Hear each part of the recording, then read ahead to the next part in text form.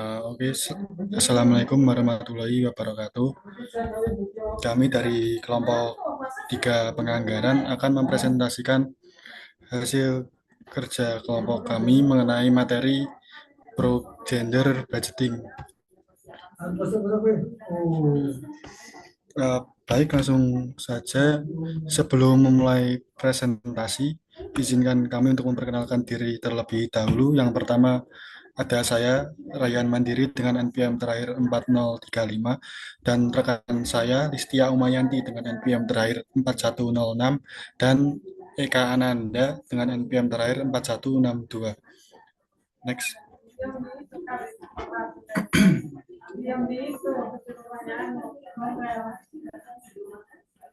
Baik, langsung saja di materi pertama yakni konsep pro-gender budgeting. Nah, pro-gender budgeting atau anggaran responsif gender adalah penganggaran yang bertujuan mengalokasikan anggaran yang responsif terhadap kebutuhan gender demi mencapai kesetaraan dalam pembangunan. Nah, anggaran responsif gender ini sering disalahartikan sebagai anggaran khusus untuk perempuan. Pemahaman ini seringkali salah sehingga bisa berdampak pada tingginya resistensi terhadap upaya mewujudkan anggaran yang berkeadilan terhadap gender. Nah, berikut beberapa konsep penting mengenai anggaran responsif gender. Yang pertama, anggaran responsif gender bukanlah anggaran yang terpisah bagi laki-laki dan perempuan. Kemudian, yang kedua, anggaran responsif gender merupakan strategi untuk mengintegrasikan isu gender. Yang ketiga, anggaran responsif gender merupakan bentuk komitmen pemerintah terhadap kesetaraan gender dalam anggaran serta menunjukkan keberpihakan terhadap kelompok marginal dan perempuan. Yang keempat, anggaran responsif gender ini terdiri dari seperangkat alat dan kerangka kerja analisis, proses, dan politik, serta menilai dampak belanja pemerintah terhadap gender yang berguna untuk mengatasi kesenjangan terhadap gender. Nah, kemudian yang terakhir, anggaran yang responsif terhadap kebutuhan laki-laki dan perempuan serta memberi manfaat kepada laki-laki dan perempuan secara setara. Nah, melalui anggaran responsif gender, maka kesenjangan gender dapat berkurang dan bisa terwujudnya kesetaraan dan keadilan gender. Next. Nah, selanjutnya yakni urgensi pro gender budgeting. Nah, penerapan anggaran responsif gender tidak berarti memberikan beban tambahan dalam penganggaran. Hal ini dapat dilakukan dengan memastikan integrasi perspektif gender dalam melihat eh, kebutuhan dan menerima manfaat anggaran. Nah, ada beberapa alasan yang menyebabkan anggaran responsif gender ini penting. Di antaranya yang pertama, anggaran responsif gender ini memastikan peruntukan anggaran agar lebih tepat sasaran dan sesuai dengan kebutuhan melalui analisis gender. Analisis analisis ini meliputi pemetaan peran laki-laki dan perempuan, kondisi laki-laki dan perempuan, kebutuhan laki-laki dan perempuan, dan kesenjangan antara laki-laki dan perempuan yang perlu diatasi. Hasil analisis tersebut nantinya bisa menjadi dasar untuk menentukan target dan jenis kegiatan yang akan dianggarkan atau didanai. Lalu yang kedua, mengurangi kesenjangan antar penerima manfaat pembangunan. Dalam anggaran responsif gender, penentuan target dan indikator kinerja telah mempertimbangkan faktor-faktor kesenjangan gender. Nah, tujuannya ini adalah untuk meminimalisir ketidakadilan antar penerima manfaat pembangunan tersebut. Lalu yang ketiga, menunjukkan komitmen pemerintah untuk melaksanakan konvensi internasional yang telah diratifikasi, seperti misalnya Convention on the Elimination of All Forms of Discrimination Against Women. Lalu ada the Beijing Platform for Action. Lalu Dante Millennium Development Goals, Nah, dari ketiga program tersebut itu menekankan akan pentingnya strategi pengaruh utamaan gender untuk mencapai kesetaraan pada perempuan dan laki-laki sebagai prasyarat mencapai tujuan pembangunan. Next.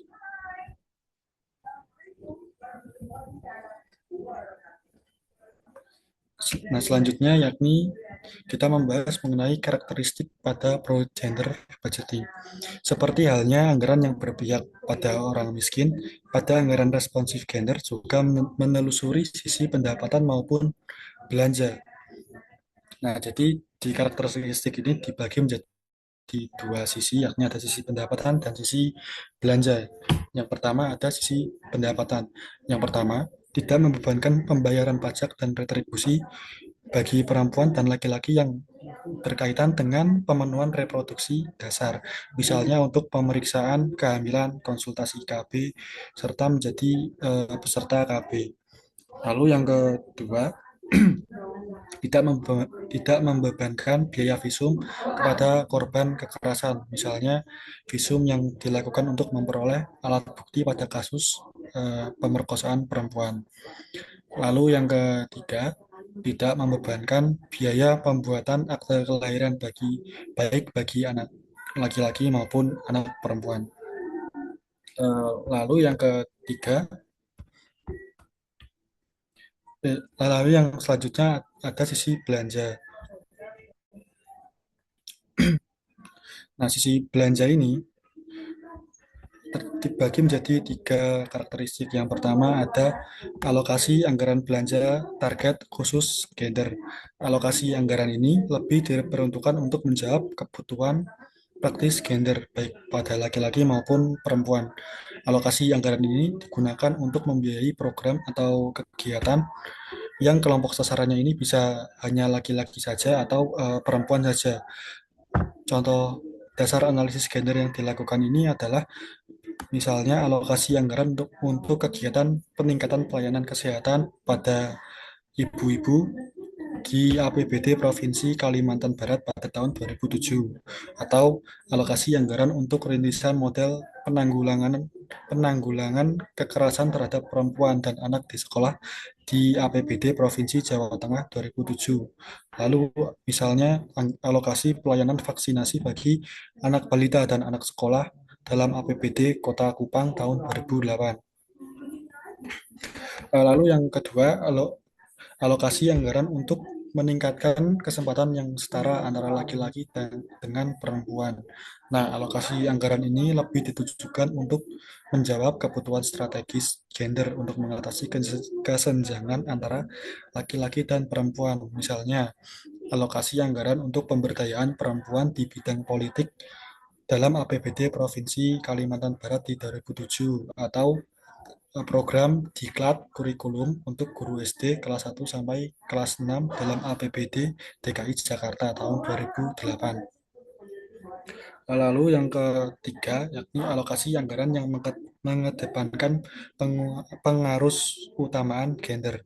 Nah, alokasi anggaran untuk pengarus utamaan gender ini dibagi menjadi dua peruntukan utama, yakni yang pertama, penyiapan prasyarat yang dibutuhkan agar analisis gender dapat diterapkan dalam perencanaan, pelaksanaan, dan monitoring. Lalu,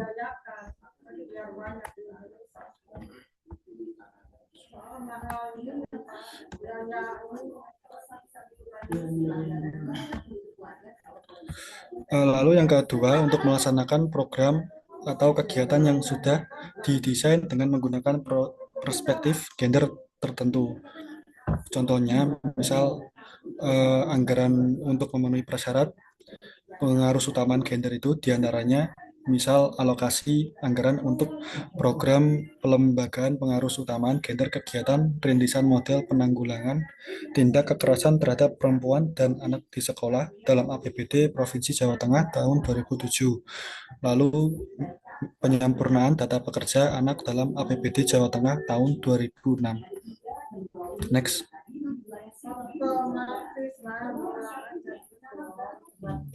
Selanjutnya yakni tahapan penyusunan pro gender budgeting.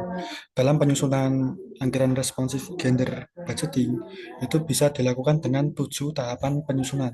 Yang pertama yakni menganalisis situasi sosial antara laki-laki dan perempuan, anak laki-laki dan perempuan dengan menggunakan data yang telah terpilah.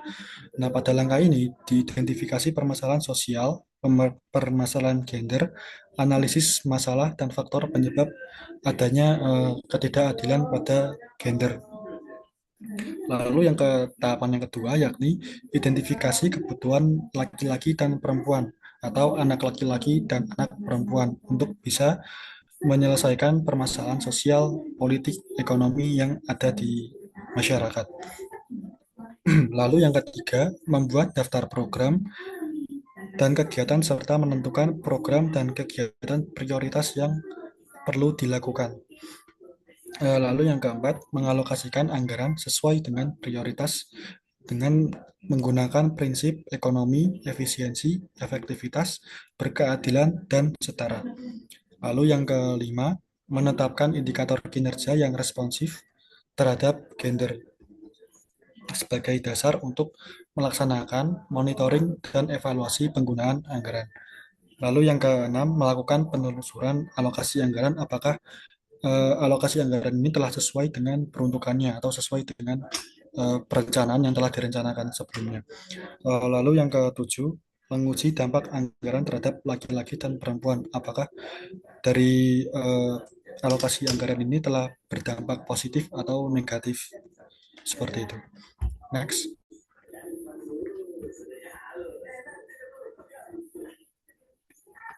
Oke, selanjutnya saya akan menjelaskan mengenai perkembangan pro gender budgeting di Indonesia. Nah, perkembangan ini tuh berawal dari adanya perhatian dunia terhadap pentingnya kesetaraan gender dalam pembangunan.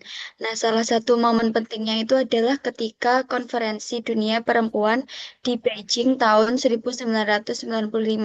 Dalam konferensi tersebut muncul gagasan bahwa pembangunan itu seharusnya tidak hanya fokus pada pertumbuhan ekonomi, tetapi juga harus memperhatikan kesempatan yang adil bagi laki-laki dan perempuan.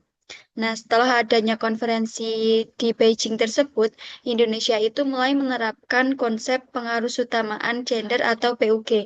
Nah, penerapan ini tuh diperkuat melalui Instruksi Presiden Nomor 9 Tahun 2000 tentang pengarusutamaan gender dalam pembangunan nasional. Melalui kebijakan ini, seluruh lembaga pemerintah itu didorong untuk memasukkan perspektif gender ke dalam proses pembangunan. Artinya, pada saat pemerintah itu menyusun program, itu tidak hanya memikirkan program itu berjalan atau tidak, tetapi juga mempertimbangkan apakah program tersebut sudah memberikan manfaat yang adil bagi laki-laki dan perempuan. Nah, karena pada kenyataannya, kebutuhan dan kondisi setiap kelompok masyarakat itu bisa berbeda-beda. Selanjutnya, perkembangan pro gender budgeting itu tidak berhenti pada pembuatan kebijakan saja, tetapi juga mulai diterapkan dalam seluruh proses pembangunan, mulai dari tahap perencanaan, penyusunan anggaran, pelaksanaan program, pemantauan, hingga evaluasi. Jadi, pemerintah itu berusaha untuk memastikan bahwa aspek gender itu diperhatikan dari awal sampai akhir proses pembangunan. Nah, selain itu, penerapan pro gender budgeting itu juga memerlukan data yang dipisahkan antara laki-laki dan perempuan. Nah, data tersebut itu penting karena dapat membantu pemerintah untuk melihat apakah masih terjadi kesenjangan. Misalnya, jika peserta suatu program itu lebih banyak laki-laki dibandingkan perempuan, maka pemerintah itu dapat mencari penyebabnya dan melakukan perbaikan agar program itu menjadi lebih merata. Seiring dengan perkembangannya, pemerintah itu juga membuat berbagai regulasi pendukung seperti Permendagri Nomor 15 Tahun 2008, Permendagri Nomor 67 Tahun 2011, serta berbagai aturan lainnya. Nah, regulasi-regulasi tersebut dibuat agar pelaksanaan anggaran yang responsif gender itu dapat berjalan lebih efektif, baik di tingkat pusat maupun tingkat daerah. Nah, jadi dapat disimpulkan bahwa perkembangan pro-gender budgeting di Indonesia ini tuh menunjukkan adanya upaya pemerintah untuk menciptakan pembangunan yang lebih adil melalui kebijakan dan anggaran yang memperhatikan kebutuhan laki-laki dan perempuan secara seimbang.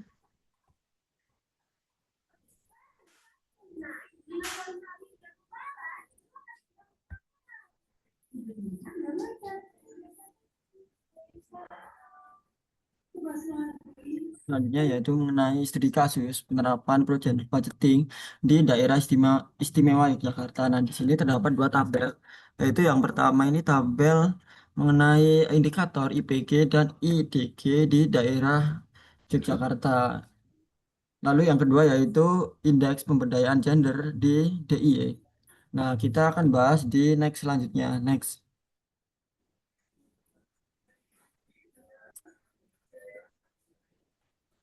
Jadi DIY ini berhasil memperoleh Anugerah Parahita Eko Praya atau AP sebagai kategori utama dari Kementerian Pemberdayaan Perempuan dan Perlindungan Anak. Nah, pada tahun 2013, nah anugerah ini merupakan penghargaan setiap tahun yang diberikan rutin oleh kementerian tersebut untuk mengetahui sejauh mana kesetaraan gender di tingkat nasional dan tingkat daerah, serta sejauh mana kelembagaan PUG telah memenuhi unsur-unsur prasyarat TUG dan dapat berfungsi secara efektif dalam satu sistem berkelanjutan, nah baik di tingkat nasional maupun di tingkat daerah. Nah, termasuk peran swasta dan masyarakat. Nah, indeks pembangunan gender atau IPG di DIY ini pada tahun 2010 berada di urutan kedua tingkat nasional yaitu dengan skor 72,24 dan indeks pemberdayaan gender atau IDG pada urutan ke-6 tingkat nasional yaitu dengan skor 63,32. Nah, dari indikator tersebut ini angka harapan hidup menunjukkan bahwa usia harapan hidup perempuan lebih panjang dibandingkan laki-laki yaitu 75,16 tahun dibanding dengan 71,37 tahun. Nah, indikator ini bisa kita lihat di tabel-tabel sebelumnya. Nah, dari sisi regulasi, eh, pemerintah daerah ini telah mengeluarkan beberapa aturan terkait PUG, ARG, dan PPRG. Nah, yang pertama yaitu Peraturan Gubernur Daerah Istimewa Yogyakarta Nomor 53 Tahun 2012 tentang panduan penyelenggaraan data gender dan anak di daerah istimewa Yogyakarta. Lalu yang kedua ada juga Peraturan Gubernur Daerah Istimewa Yogyakarta Nomor 34 Tahun 2013 tentang rencana aksi daerah pelindungan perempuan dan anak korban kekerasan. Lalu yang ketiga ada juga Surat Edaran Gubernur Daerah Istimewa Yogyakarta tentang percepatan pelaksanaan PUG pada tahun 2002. Lalu yang keempat ada juga Surat Edaran Gubernur Daerah Istimewa Yogyakarta nomor 4114 garis miring 0195 tentang peng, pengarusutamaan gender. Lalu yang kelima ada juga Surat Edaran Gubernur Daerah Istimewa Yogyakarta nomor 463 garis miring 0494 tentang penyusunan anggaran responsif gender atau ARG dan juga eh, rencana menyusun peraturan gubernur tentang pelaksanaan PPRG di DIY dan juga peraturan gubernur tentang data gender dan anak. Nah, di samping itu pada tahun 2013 Badan Pemberdayaan Perempuan dan Masyarakat ini Pak di Provinsi DIY telah menyelesaikan penyusunan rencana aksi daerah pengarus pengarusutamaan gender eh, terkait dengan upaya pemerintah daerah dalam mengimplementasikan PUG dan Randa PUG.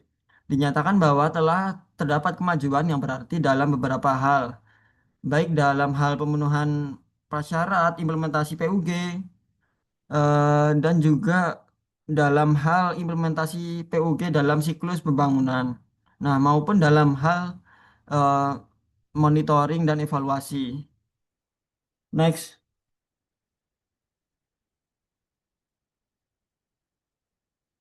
Eh, Baik, sekian presentasi yang dapat kita presentasikan. Kurang lebihnya kami mohon maaf. Kami akhiri. Wassalamualaikum warahmatullahi wabarakatuh.